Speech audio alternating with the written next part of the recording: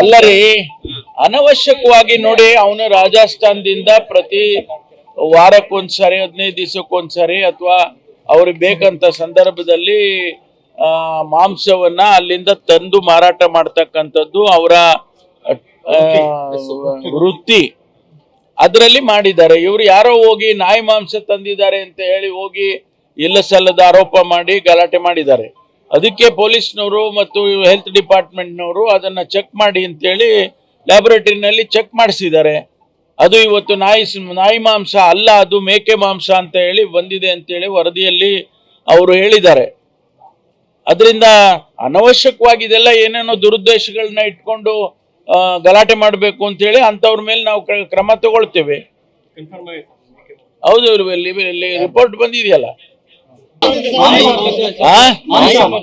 ಅಲ್ಲರಿ, ಅನವಶ್ಯಕವಾಗಿ ನೋಡಿ ಅವನು ರಾಜಸ್ಥಾನದಿಂದ ಪ್ರತಿ ವಾರಕ್ಕೊಂದ್ಸರಿ 15 ದಿವಸಕ್ಕೊಂದ್ಸರಿ ಅಥವಾ ಅವ್ರಿಗೆ ಬೇಕಂತ ಸಂದರ್ಭದಲ್ಲಿ ಮಾಂಸವನ್ನ ಅಲ್ಲಿಂದ ತಂದು ಮಾರಾಟ ಮಾಡ್ತಕ್ಕಂಥದ್ದು ಅವರ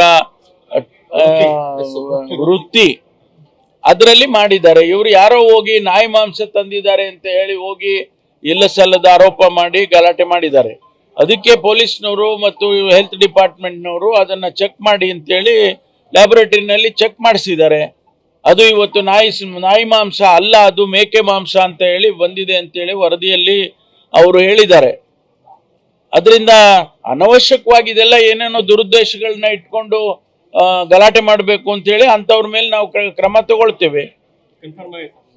ಹೌದು, ರಿಪೋರ್ಟ್ ಬಂದಿದೆಯಲ್ಲ.